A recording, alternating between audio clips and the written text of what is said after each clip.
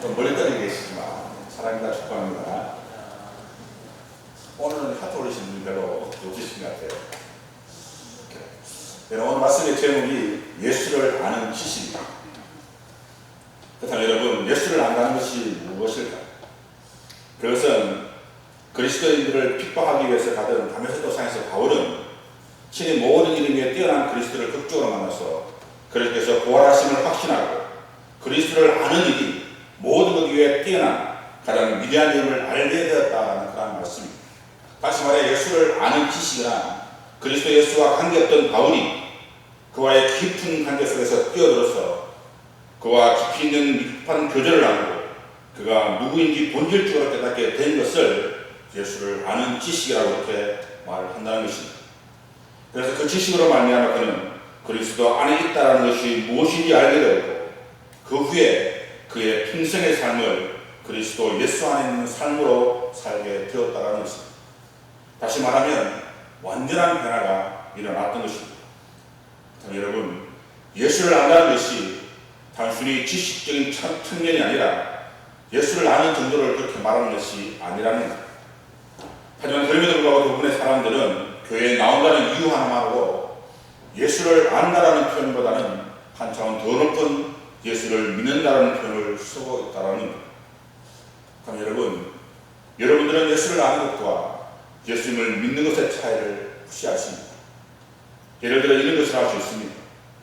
지금 평소에 여러분들 생각 속에 무엇으로 가득 차 있는가 하면 돈에 대한 염려입니까? 아니면 자식에 대한 걱정입니까? 그도 아니면 회사에 대한 불안감입니다. 여러분, 만약 여러분들이 돈에 대한 생각으로 가득 차 있다면 여러분들은 돈을 믿고 있는 것이라 할 수 있다는 겁니다. 다시 말해서 내가 아는 상태가 내 마음에 가득 채워져 있을 때 그것을 우리는 믿는다라고 말할 수 있다는 겁니다.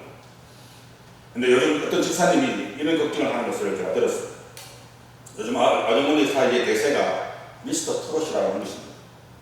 그래서 옛날에는 굳이 옛날까지 가지 않더라도 미스터 트롯이 나오기 전에는 청소를 하든 빨래를 하든 집안일을 할 때 찬양을 들어놓고 집안일을 했다는 겁니다. 근데 지금은 네가 왜 거기서 나와 진또배기 이런 걸 틀어놓고 집안일을 한다는 겁니다. 이런 분 계실 텐데. 근데 이런 분도 계셨습니다. 미스터 트롯의 노래를 들으면 은혜가 된다는 겁니다. 물론 우리가 말하는 은혜와 거기에서 나오는 은혜가 분명히 다를 겁니다. 하지만 분명한 것은 지금은 찬양보다는 그쪽이 훨씬 더 마음에 가득 차 있다는 겁니다. 그러면서 빨리 끊어야 하는데 이렇게 걱정을 하더라는 겁니다. 여러분 어떻습니까? 과연 누구를 믿는 것이 됐습니까? 물론 이 또한 다르다라고 이야기하실 겁니다. 하지만 여러분 결코 그렇지 않은 겁니다. 왜냐하면 지금까지 우리들의 삶이 아니 우리들의 믿음이 어쩌면 바로 이러한 믿음이었기 때문입니다. 여러분 제가 언젠가 여러분들에게 팬인가 제자인가라는 책의 내용을 말씀드린 적이 있습니다. 여러분 팬과 제자의 차이가 무엇이겠습니까? 차이가 없습니다.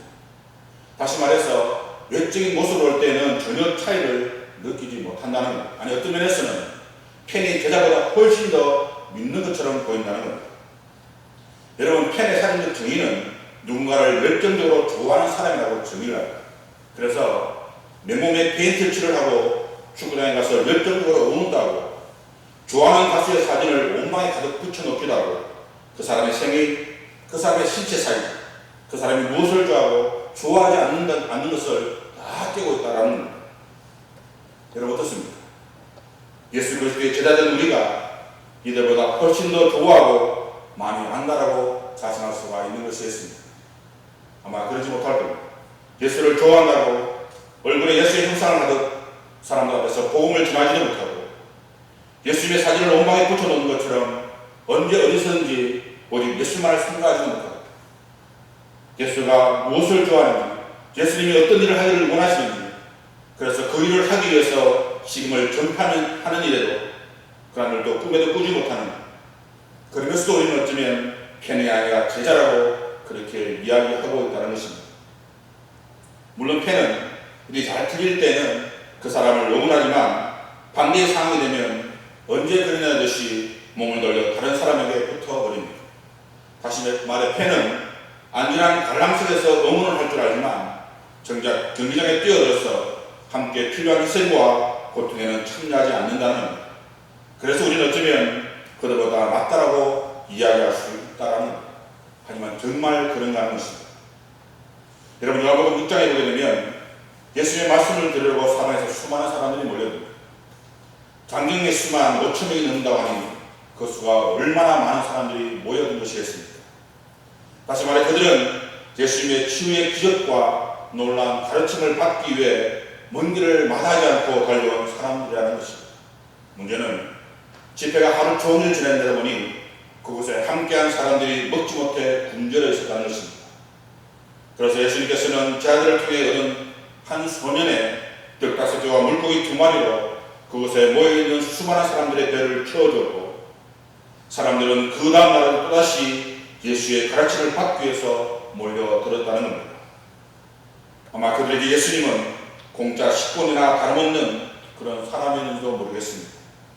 하지만 문제는 그 다음날 예수님은 이미 갈릴리 호수 건너편에 가버린 뒤였다는 겁니다. 하지만 그럼에도 불구하고 그들은 배고픈 상태에서 뭔가를 바라며 예수님을 찾아다녔습니다. 그래서 예수님께서 이렇게 말씀하셨습니다.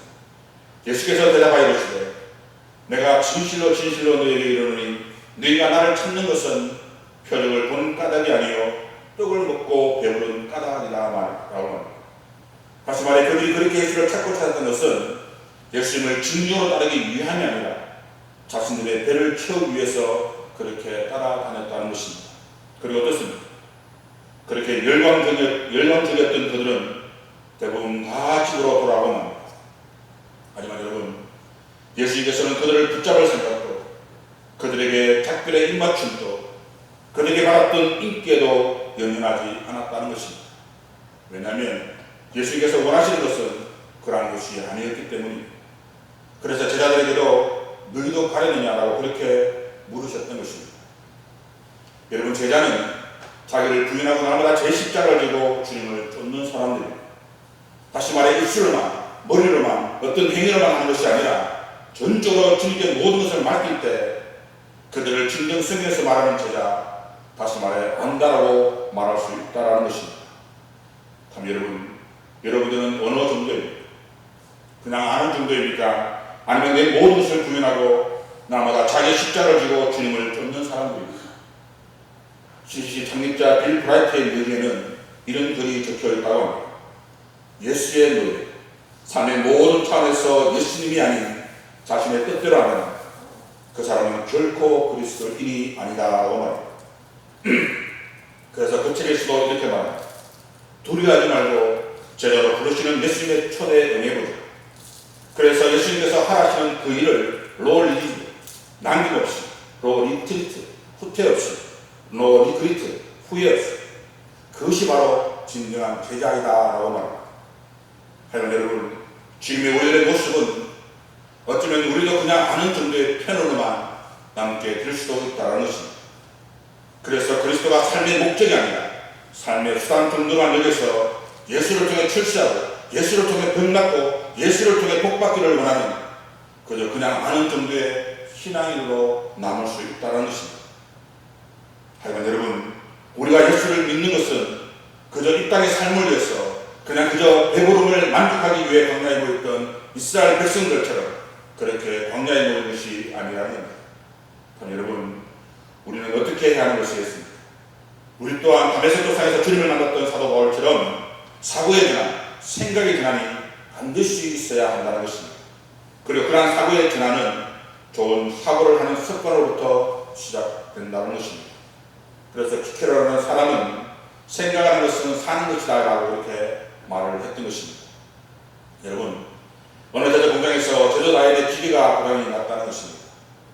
그래서 수리를 하기 위해서 수많은 시간을 보내었지만 결국 고치지 못했다고 합니다. 그래서 어쩔 수 없이 기술자를 불렀는데 그 기술자는 한참을 공장 내부를 둘러보더니 주문에서 분필 하나를 꺼내어 기계 한 부분에 표시를 하고 그것을 망치로 내리치더라는 것입니다. 그리고는 스위치를 올렸는데 기계가 정상으로 작동하더라는 겁니다. 그리고 며칠 후에 그 기술자부터 청구서가 도착을 했는데 기계 수리비로 900달러, 우리나라 돈으로 약 100만 원 정도의 수리비를 청구를 하더라는 겁니다. 그래서 경기 담당자가 화가 나서 무슨 망치로 한 번 내리친 일 가지고 100만 원이나 요구하냐면 수리비 내역서를 보내달라고 그렇게 요청을 했다는 것입니다. 그러자 그 기술자가 보내는 내역서에는 이렇게 적혀 있었습니다. 기계를 망치로 내려친 일에 $5, 망치로 내려칠 곳을 찾는 일에 $895, 합계 $900. 그래서 경기 담당자는 자신의 경수함을 부끄러워하며 청구 금액을 보냈다는 것입니다. 여러분, 중요한 것은 어디를 내려쳐야 하는지를 아는 것입니다. 만약 그것을 몰랐다면 그 공장을 며칠을 더 쉬어야 했을 것이고 그로 인해 $900가 아니라 수많은 피해를 보아야 했을 것입니다. 그런데 그 원인을 기술자가 알아낸 것입니다. 그래서 여러분, 사고의 원인을 찾아내고 고치는 일이나 우리의 마음을 관리하는 것이나 동일한 공통점을 가지고 있다는 겁니다. 그래서 그러한 우리의 사고의 전환이 없다면 우리는 결코 주님의 제자로서의 삶을 살아갈 수 없다는 사실입니다. 여러분, 사람의 본성은 자기를 자랑하고자 하는 속성을 다 가지고 있습니다. 그래서 아무것도 아닌 것을 가지고도 우리는 은근히 자기를 내세우려는 경향들이 있습니다. 그 당시에 유대의 지도자들이 바로 그렇습니다. 그래서 그들은 이방인들이 가지고 있지 않던 할례를 자랑했고, 그래서 그 할례를 받은 사람들만이 선택받은 사람이라고 자랑을 했다는 것입니다. 하지만 여러분, 진정한 성도는 그러한 외형적인 할례가 아니라 오직 십자가만을 자랑해야 합니다. 갈라디아서 6장 13절에서 14절 말씀을 보게 되면 이렇게 기록되어 있습니다. 할례를 받은 그들이라고 스스로 율법을 지키지 아니하고 너에게 할례를 받게 하려는 것은 그들이 너의 육체로 자랑하려고 합니다. 그러나 내가 우리 주 예수 그리스도의 십자가 외에 결코 자랑할 것이 없다라고 말합니다. 근데 문제는 그럼에도 불구하고 우리는 우리의 일상의 잡다한 것들을 자랑하려 한다는 것입니다. 그래서 혈통을 자랑하고 학벌을 자랑하고 가문을 자랑하고 명예를 자랑하고 자식을 자랑합니다. 하지만 여러분, 지난 시간에 말씀드렸지만 바울은 그러한 모든 것이 헛되고 헛된 것이며 우리는 마음에 안에 다시 말해 진정으로 주님을 믿는 믿음이 중요하다는 것입니다. 여러분, 오늘 말씀의 시작이 그러나입니다. 여러분, 그러나는 앞의 내용과 다른 내용을 말할 때 쓰이는 단어입니다. 그런데 그 내용이 분명 참 할례인 마음의 할례가 중요하다고 말해요. 그러나 그들이 말하는 것처럼 똑같이 자신을 자랑하고 있음을 볼 수 있다는 겁니다.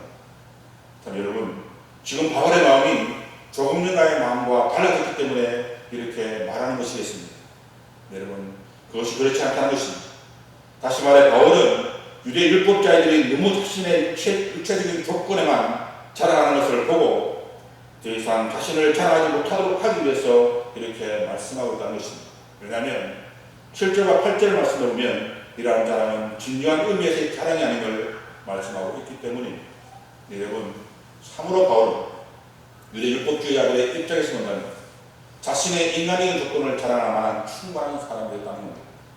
그는 남기 8일만에 할례를 받았습니다. 그리고 이스라엘 족속의 베냐민 지파입니다. 여러분, 이것은 이스라엘 민족 중에서 가장 엘리트 집단에 속하는 그러한 민족이라는 것입니다.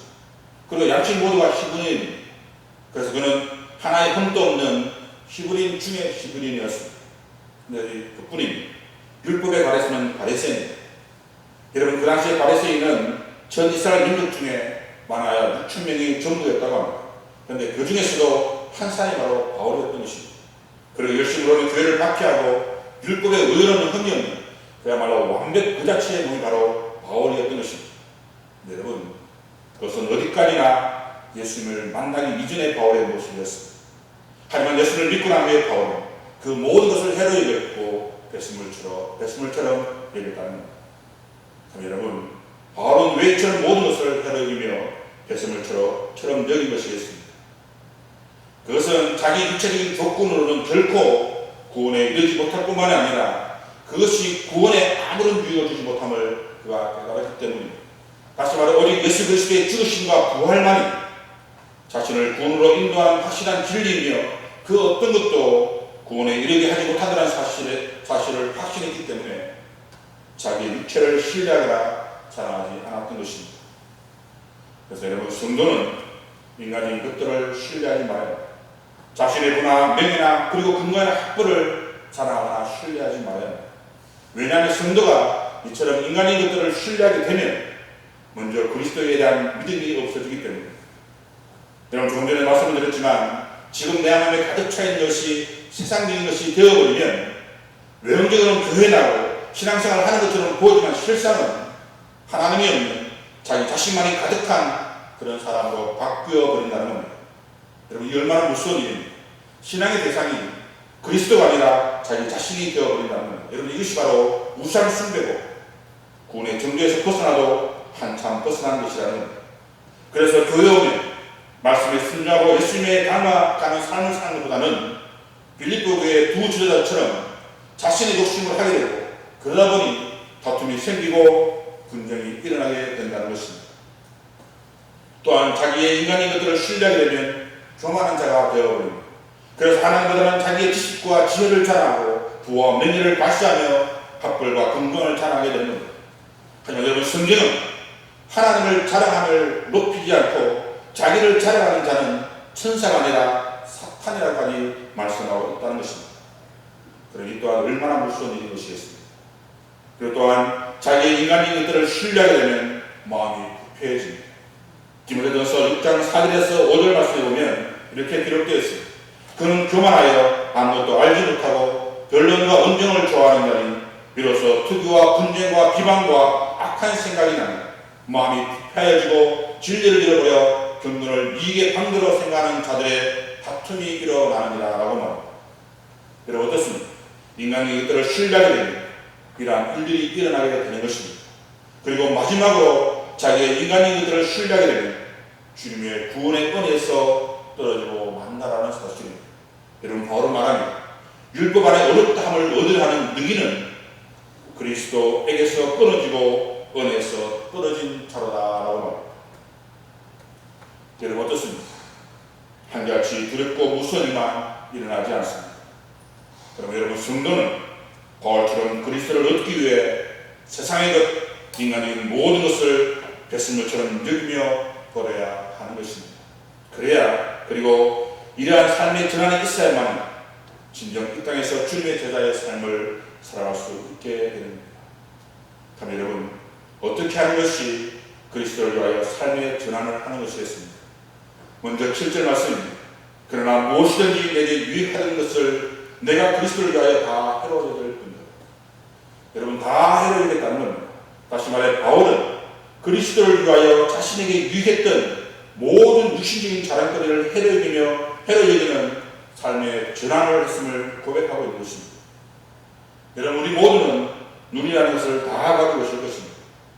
하지만 똑같은 눈이 날지라도 무엇을 보느냐에 따라서 완전히 달라진다는 것입니다. 그래서 사람에게는 있는 그들의 사물을 보는 육안이라는 것이 있습니다. 또한 마음의 눈인 시만이 있고 인생의 고락을 경험하면서 얻게 되는 지혜의 눈인 해안이 있습니다. 그리고 하나님의 자녀들인 우리들에게는 특별히 영안이라는 것이 있습니다. 그래서 사람들은 무엇을 보느냐에 따라서 그 사람의 인생이 완전히 달라지는 것입니다. 그리고 또한 우리에게는 똑같은 입을 가지고 있습니다. 하지만 이 입 또한 무엇을 말하느냐에 따라서 인생이 완전히 달라진다는 것입니다. 여러분, 사람의 뇌를 연구하는 변해학자들의 말에 따르면 뇌 세포의 98%가 사실은 스스로 하는 말의 영향을 받는다라고 말합니다. 그럼 여러분, 실패된 인생을 살지 않기 위해서라도 부정적인 말보다는 긍정적인 말을 해야 하며 불평과 불만의 말을 하기보다는 감사와 사랑의 말을 해야 하는 것입니다. 여러분, 어떤 여인이 농사를 짓다가 그만 척추를 다쳐서 병원을 찾아왔다는 것입니다. 그런데 의사가 하는 말이 오늘부터 침대에 누워서 지내야 합니다. 일어나기만 해도 척추가 골절될 수 있습니다 라고 말합니다. 그래서 그녀는 꼼짝도 하지 못하고 침대만 누워 5개월이나 세월을 지냈다고 합니다. 그런데 그러다 보니 온몸의 근육이 줄어들어서 뼈가 앙상한 그런 사람이 되어버렸습니다. 그런데 그때 정말 우연히 찾아온 신입 재활치료사가 자신의 어머니와 비슷한 나이의 그녀에게 정말 짧은 기간 동안 정말 진심을 다해 재활을 도왔다는 것입니다. 하지만 5개월 동안 치실대로 치신 그녀는 삶의 의욕도 잊어버리고 오직 매일같이 습관적으로 받던 전기치료, 재활치료만 받을 뿐이었다는 것입니다. 그런데 그 재활치료사가 마지막 날 여전히 삶의 의욕이란 전혀 없는 그녀에게 이렇게 말을 건넸더라고요. 2주일 동안 정말 감사했어요. 힘내세요 라고 말합니다. 여러분, 그가 돌아간 후에 놀라운 일이 벌어집니다. 왜냐하면 별것 아닌 같은 그 말을 들은 그녀는 혼자서는 움직이기도 힘든 손을 들어서 호출자를 눌렸고 찾은 간호사에게 눈물을 흘리며 이렇게 말했다는 겁니다. 다시 농사를 짓고 싶어요. 저 사람과 재활치료 하고 싶어요 라고 말합니다. 그리고 지금은 다시 농사를 짓고 있다고 합니다. 여러분, 우리는 가끔 이처럼 놀라운 말의 능력을 잃어버릴 때가 있습니다. 그래서 때로는 상대방의 가슴을 아프게 하고 상처를 주기도 합니다. 하지만 독사의 것보다 무서운 것이 사람의 말이라는 말이 있는 것처럼 우리는 사람을 살리는 말을 해야지 죽이는 말을 해서는 결코 안 된다는 것입니다. 또한 우리에게는 똑같은 길을 다 가지고 있습니다. 하지만 이 길 또한 어떤 것을 던지에 따라서 완전히 달라집니다. 여러분, 미국의 심리학자이며 실용주의 철학자인 윌리엄 제임스라는 사람은 이런 말을 했습니다. 우리 세대의 가장 위대한 발견은 인간의 마음가짐을 바꾸는 것을 해서 자신의 인생을 바꿀 수 있다는 것이다 라고 말합니다. 다시 말해 자신이 어떤 생각, 어떤 말, 어떤 마음가짐을 하느냐에 따라서 인생이 바뀐다는 겁니다. 그럼 여러분, 지금까지 우리들의 삶이 그리스도가 아닌 육체적인 것들로 자랑거리를 삼았다면 여러분, 이제부터라도 그리스도를 위한 삶의 전환이 반드시 있어야 할 것입니다.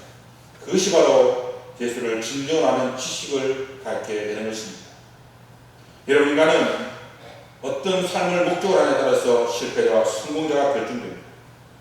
하지만 우리가 기억해야 할 것은 보이는 것은 잠깐이지만 보이지 않는 것은 영원하다는 사실입니다. 그래서 성경은 우리들에게 보이는 잠깐의 삶이 아니라 보이지 않는 영원한 삶을 꿈꾸며 살아가야 함을 가르치고 있다는 것입니다. 그것을 바울이 깨달았던 것입니다.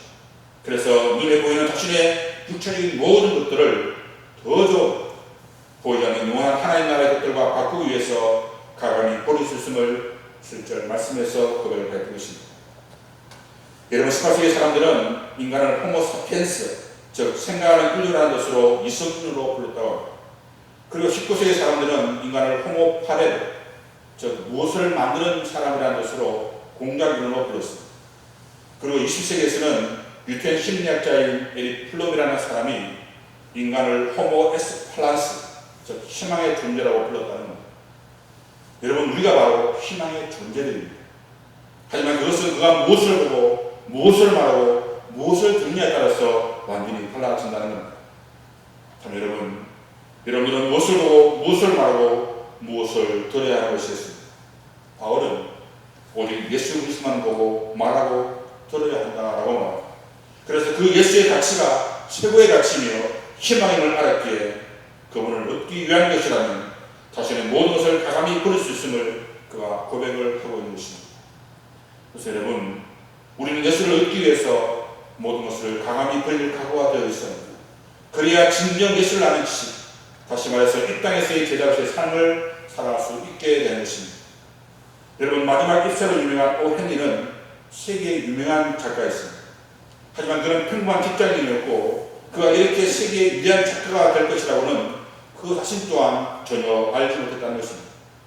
하지만 1896년에 그가 그만둔 은행으로부터 공공혁명이라는 유명을 쓰고 감옥에 투옥돼서 3년간 감옥 생활을 하면서 그는 자신의 재능을 발견하게 되었고 그곳에서 작품을 쓰기 시작해서 1910년 건강학과로 사망하기까지 306편의 작품을 썼다고 합니다.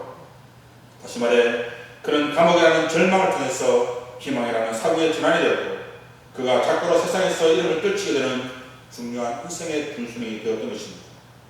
그리고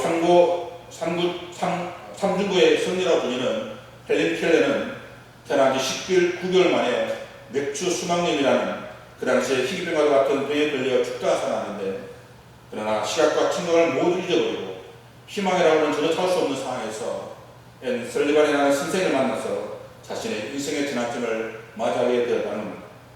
그리고 음악의 악성이라고 불리는 베토벤은 청각을 잃어버린 후에 위대한 작품을 만들었습니다.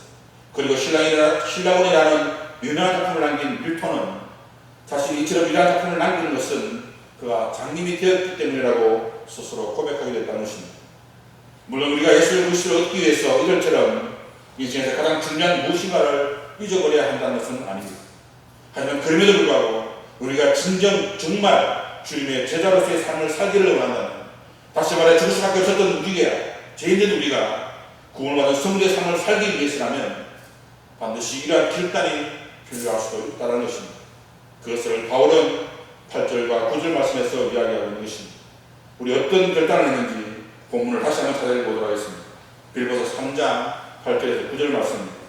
함께 읽겠습니다. 시작. 또한 모든 것을 회로 여기면 예를 그리스도 예수를 아는 지식이 가장 고상하기 때문이다.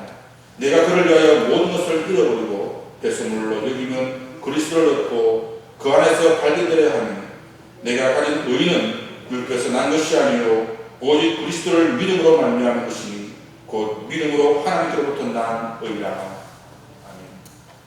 여러분 어떻습니까? 바로 또다시 말합니다. 모든 것을 회로 여기다. 여러분 이것은 4절에서 6절까지의 자신의 자랑거리를 그리스도를 위하여 회로 여기겠다는 것을 다시 한번 강조하기 위함입니다. 그리고 그리스도를 얻기 위하여 자신의 모든 것을 배설물로 여겼습니다. 여러분 바울은 무엇 때문에 이렇게 고백하고 있는 것입니다. 그것은 이제 그가 그리스도를 예수를 아는 지식이 가장 고상하다는 사실을 알았기 때문입니다. 다시 말해 최고의 지식이 예수 그리스도를 아는 것임을 알았기 때문입니다. 여러분들이 아시는 것처럼 바울은 정말 위대한 학자였습니다. 가말리엘 문화생으로 당대 그를 따라올 자가 없을 정도로 뛰어난 사람이었습니다. 실제로 그는 히브리어나 헬라어, 로마 한국까지 능통했으며 지식으로는 누구와 견주어도 손색이 없는 그런 실력자였습니다. 그런데 그가 이런 말을 했다는 겁니다. 나는 이제 알았습니다. 내가 많은 학문을 통하여 지식에 높고 깊고 늙음에 들어가 보았지만 세상에서 가장 고상한 지식이라는 것은 철학이나 과학이나 문학이 아니라 예수 그리스도를 아는 것이다 라고 합니다. 여러분 이 말씀은 아무리 한 지식이 통달했을지라도 예수를 알지 못하면 아무것도 아니라는 겁니다. 그래서 바울은 예수를 얻기 위해, 예수를 알기 위해 자신이 알고 있던 세상의 모든 것을 회로 여길 뿐만 아니라 배설물로 여겼던 것입니다. 그리고 바울은 최고의 가치가 바로 예수에게 자신이 발견된 것임을 알았기 때문입니다. 여러분 오늘날 우리가 살아가는 우리에게 최고의 가치가 무엇입니까? 그것은 아마 돈이나 명예 그리고 권력이나 스펙일 겁니다. 그래서 그것을 얻기 위해서, 그것을 이루기 위해 밤낮을 가리지 않고 자신의 삶까지 희생하면서 그것을 이루고자 한다는 것입니다. 그러나 여러분 바울은 이미 이러한 모든 것을 향유해 보았다는 것입니다. 다시 말해 그는 이미 산 정상에 올라가 보았다는 겁니다. 그런데 그렇게 가보니, 그렇게 이루어보니 그것이 진정한 최고의 가치가 아니더라는 겁니다. 그래서 자신이 지닌 그동안의 최상의 가치라 여기며 수집하며 아꼈던 모든 것을 배설물로 여기며 가장 가치 있고 최고의 보물인 예수 그리스도를 얻었다라고 말하고 있는 것입니다. 다시 말해 바울이 발견한 최고의 보물인 예수님이 이제 바울에게 있어서 최고의 삶의 가치이며 행복이며 기쁨이 되었던 것입니다. 여러분 이것이 바로 바울의 위대한 삶의 전환입니다. 그리고 그러한 것을 노래하는 것이 아마 찬송가 94장입니다. 우리 그 가사를 생각하면서 1절만 한번 불러보도록 하겠습니다. 찬송가 94장입니다.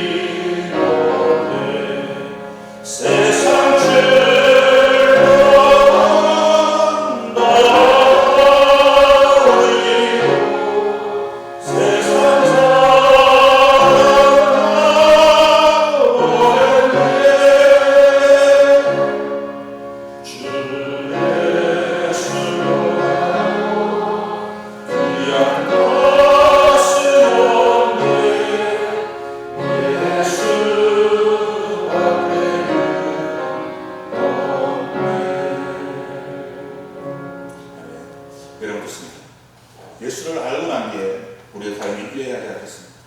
그 어떤 부귀영화도, 그 어떤 명예와 권력도, 그 어떤 세상의 행복과 즐거움도 주 예수보다 귀한 것임을 우리가 알아야 한다는 것입니다. 우리는 어떻습니까?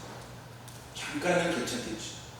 그래서 부귀를 위해서, 명예와 권리를 위해, 육신의 편안과 가족의 행복과 즐거움을 위해서 예수 그리스도를 잠깐 고려할 때가 참으로 많다는 겁니다. 하지만 여러분, 그렇게 세상과 자신과 타협하는 삶으로는 결코 예수를 얻을 수 없다라는 사실입니다. 바울처럼 우리가 그만 불렀던 이 찬송의 가사처럼 부르는 찬양을 맡는다는 것이 아니라 최고의 가치를 예수를 얻는 것에 두는 것, 그리고 최고의 지식을 예수를 아는 것에 두는 것, 그것이 바로 예수를 아는 유일한 방법입니다.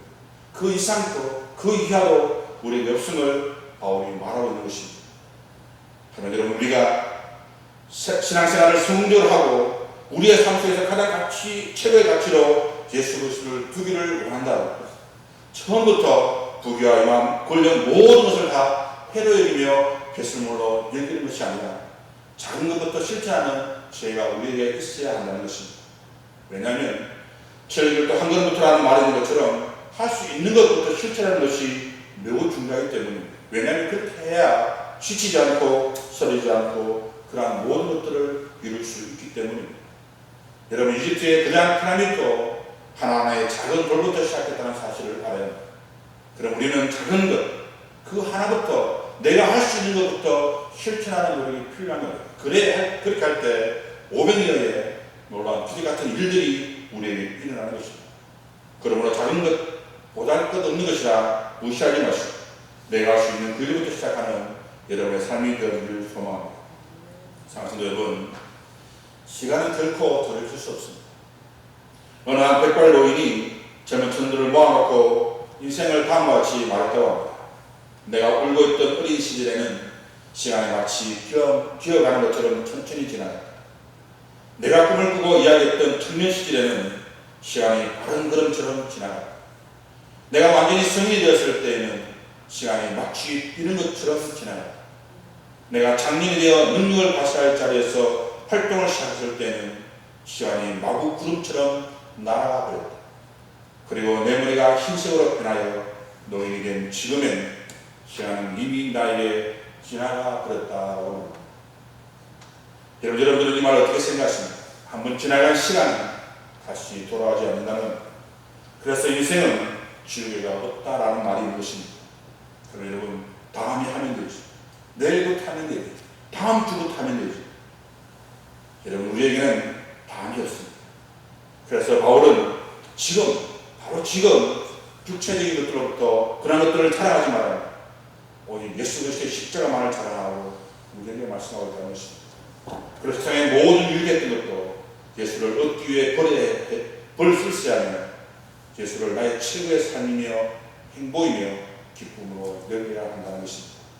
여러분, 그것이 바로 예수를 아는 지식을 얻는 겁니다. 그러므로 여러분, 세상도 마귀도 아는 정도의 지식이 아니라 이런 모든 것을 다 버릴지라도 예수를 나의 구주로 믿어 오직 십자가만을 자랑하는 여러분 삶들이 다 되어지길 간절히 소망합니다. 기도하시겠습니다.